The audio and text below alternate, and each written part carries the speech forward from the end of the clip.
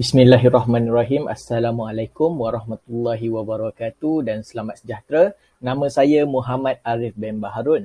Jadi saya akan menerangkan mengenai wanita dan politik. Jadi seperti yang kita tahu, wanita membentuk separuh daripada kemanusiaan. Sebarang pembuatan keputusan sama ada di peringkat peribadi, masyarakat dan keputusan awam perlu melibatkan penyertaan wanita. Di dalam persidangan wanita dunia pertama Pertubuhan Bangsa-Bangsa Bersatu yang diadakan di Mexico City pada tahun 1975, masyarakat antarabangsa diingatkan bahawa diskriminasi terhadap wanita kekal sebagai masalah berterusan di banyak negara. Dapat dilihat bahawa banyak kemajuan luar biasa wanita di dalam banyak sektor. Namun, politik bukanlah salah satu daripadanya.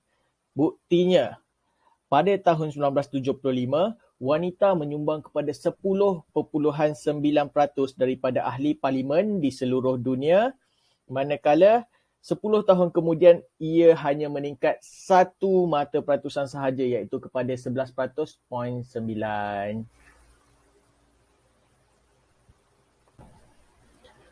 Baiklah, jadi seterusnya saya akan menerangkan wanita menjaga keadilan sistem sosial ketika memerintah. Jadi persoalannya, bolehkah perkara tersebut berlaku? Pemimpin wanita hari ini tabah dan mempunyai banyak idea. Mereka menggerakkan pergerakan iklim global, mendesak pelindungan sosial dan menangani krisis COVID-19 dan merungkai diskriminasi kaum sistematik. Di seluruh dunia, pemimpin wanita memperbaiki kehidupan dan memberi inspirasi kepada masa depan yang lebih baik untuk semua. Jadi jawapan bagi persoalan tersebut adalah ya, wanita mampu menjaga keadilan sistem sosial ketika memerintah. Dan akhir sekali daripada saya akan menerangkan mengenai adakah wanita bersama-sama lelaki menjalankan fungsi pemerintah itu baik ataupun tidak. Jadi sebenarnya manusia bekerja lebih baik apabila kita bekerjasama tanpa mengira latar belakang, jantina ataupun budaya. Jadi untuk kes ini, pada saya ianya sangat baik kerana kita dapat menangani dua isu utama, iaitu menangani ketidaksamaan jantina dan juga mempunyai perspektif lebih luas. Jadi sebenarnya terdapat beberapa isu yang hanya dialami oleh wanita yang lelaki tidak sedar. Begitu juga sebaliknya. Jadi bekerja bersama-sama bermakna kita akan mempunyai lebih empati terhadap satu sama lain. Selain itu, kita mendapat peluang untuk membantu satu sama lain mencari penyelesaian supaya kita semua boleh mencapai lebih banyak lagi. Jadi itu sahaja daripada saya. Saya akan serahkan kepada rakan saya untuk meneruskan pembentangan. Terima kasih. Okey, keterlibatan wanita dalam dunia politik merupakan salah satu isu yang sering diperkatakan oleh para ahli politik serta para ilmuwan. Hal ini demikian kerana lelaki telah menguasai pelbagai bidang mahupun kerjaya. Wanita merupakan aset terpenting dalam membangun negara sama ada dalam bidang ekonomi, politik dan sosial. Namun, masih ramai yang beranggapan bahawa dunia politik dikuasai oleh lelaki sahaja. Hal ini demikian kerana majoriti kerjaya adalah daripada lelaki. Oleh hal demikian, ramai yang beranggapan bahawa wanita tidak layak atau tidak mampu memimpin dengan baik. Sejarah dunia telah membuktikan bahawa wanita telah lama bergiat aktif dalam bidang politik apabila bermula dari seorang wanita telah dilantik sebagai ketua, iaitu Sri Mavo Bandarine, negara yang berasal dari Sri Lanka pada tahun 1960. Bukan itu sahaja, malah terdapat beberapa negara di mana wanita mampu menjadi ketua dan pemimpin, iaitu daripada United Kingdom yang bernama Permaisuri Elizabeth yang telah berjaya memimpin sebuah negara dengan baik. Sejarah asal penlibatan wanita dalam dunia politik bermula dengan pengaruh Barat. Perkara ini tercetus apabila Barat mengalami diskriminasi antara jantina dan seterusnya wanita di Barat menuntut hak kesamarataan daripada pihak lelaki, sehingga mewujudkan perkataan feminisme. Oleh itu, mereka telah membina sebuah keyakinan dan pendapat bahawa diskriminasi politik antara jantina dapat dihapuskan. Dan secara tidak langsung, ia juga berjaya membebaskan wanita untuk menceburi pelbagai bidang setanding dengan lelaki.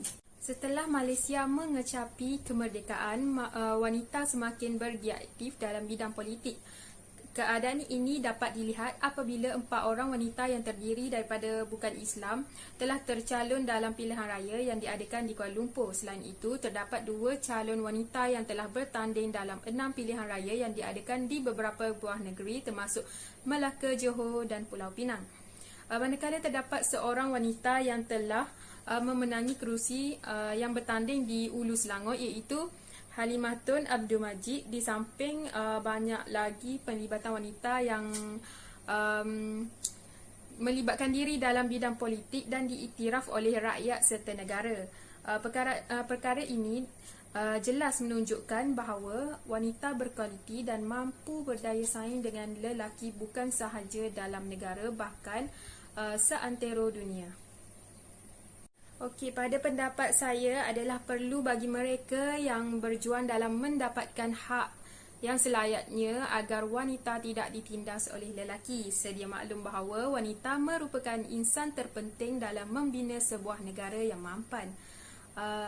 Namun sehingga kini masih terdapat yang beranggapan bahawa setiap perkara itu terhad bagi wanita disebabkan oleh kelebihan yang ada pada lelaki.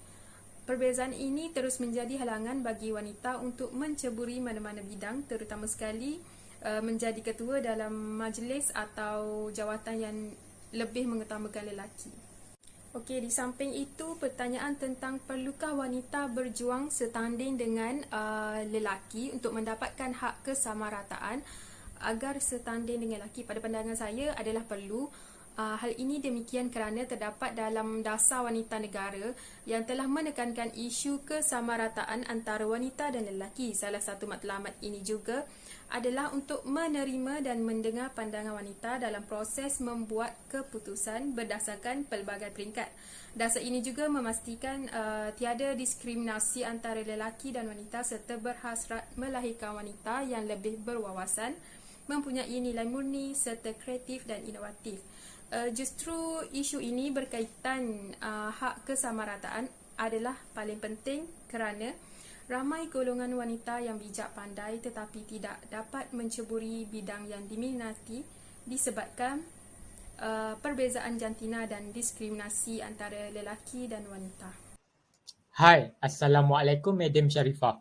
Nama saya Badrul Hisham bin Zulkarnain 271-606. Okey, saya akan menerangkan 4 sultan yang pernah mentadbir di Aceh. Okey, kerajaan Aceh pernah dipimpin oleh 4 sultanah wanita secara berturut-turut sebanyak 4 kali pengangkatan selama 59 tahun. Okey, sultanah yang pertama adalah Sultanah Tajul Alam. Sepanjang pemerintahan beliau telah berjaya mengembangkan Aceh sebagai tempat pembangunan ilmu pengetahuan dan budaya di peringkat Asia Tenggara. Beliau juga telah menegaskan hak dan kewajipan lelaki dan perempuan adalah sama daripada segi ekonomi dan sosial. Beliau juga telah mewajibkan semua wanita di Aceh untuk menuntut ilmu supaya kedudukan dan martabat mereka dipertingkatkan. Seterusnya, Sultanah Nurul Alam. Pemerintahan beliau hanya bertahan selama 3 tahun sebelum beliau mangkat. Walau bagaimanapun, beliau telah berjaya untuk mengubah undang-undang dasar kerajaan Aceh dan adat Mengkuta Alam untuk mengatasi kumpulan wujudiyah. Okey, selepas itu Aceh ditadbir oleh Sultanah Inayat. Okey, Sultanah ini dikatakan sebagai seorang yang amat berani apabila beliau berjaya membuat perjanjian untuk mengusir dan menghalang Belanda daripada cuba masuk Aceh. Beliau juga telah berjaya memelihara dan memperbanyakkan pusat ilmu di sekitar Aceh. Akhir sekali, Aceh ditadbir oleh Sultanah Kumalat Shah. Semasa pemerintahan beliau telah berjaya melemahkan golongan wujudiyah, menawan kembali Aceh daripada VOC dan menstabilkan ekonomi Aceh. walau bagaimanapun kejayaan yang dibawa oleh beliau tidak menjadikan beliau untuk kekal sebagai pemerintah Aceh apabila beliau telah diberhentikan daripada menjadi sultanah dan digantikan dengan Habib Arab yang bergelar Sultan Badrul Alam Shah. Okey.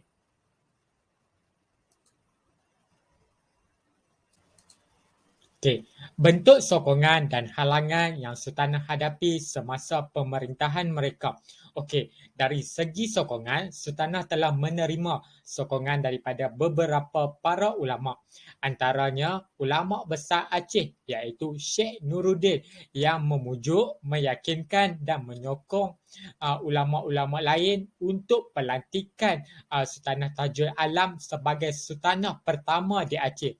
Okey, Sheikh Nuruddin juga telah menyokong sepenuhnya idea Sultanah Tajul Alam yang mahukan peranan wanita dan lelaki disetarafkan. Hasil daripada sokongan ulama ini, maka pusat pendidikan wanita dapat dibuka, wanita bebas bekerja dalam agensi awam dan sebagainya. Okey, manakala daripada segi halangan, sultanah telah mendapat halangan daripada golongan wujudiyah. Okey, golongan ini merupakan kumpulan yang menentang pelantikan wanita. Kumpulan ini telah menghasut masyarakat yang mengatakan pelantikan wanita adalah tidak sah dan kumpulan ini juga telah membakar bangunan ibu kota Aceh seperti Masjid Baitur Rahman, Istana Darul dan Pustaka Diraja yang menyebabkan proses pentadbiran sultanah terhalang. Okey, itu saja. Okey, kesimpulan yang boleh dibuat berdasarkan politik dan wanita. Secara kesimpulannya, politik telah memberi impak terbesar kepada wanita untuk terus mencabar diri dengan menggalas beban dan lebih amanah dalam menjalankan tanggungjawab dalam sesuatu jawatan. Penglibatan wanita adalah perlu bagi meningkatkan kualiti negara serta mampu berdaya saing dengan negara-negara maju. Bukan itu sahaja, malah dalam Islam juga menggalakkan wanita untuk menceburi pelbagai pekerjaan selagi tidak bercanggah atau melanggar hukum agama. Hal ini demikian kerana penglibatan wanita dalam sesuatu pekerjaan merupakan satu ibadah dan masyarakat di sekeliling haruslah memberi sokongan terhadap wanita agar negara dapat melahirkan wanita yang bijak dan berkerjaya pada masa akan datang. Okey, itu sahaja daripada kami. Terima kasih.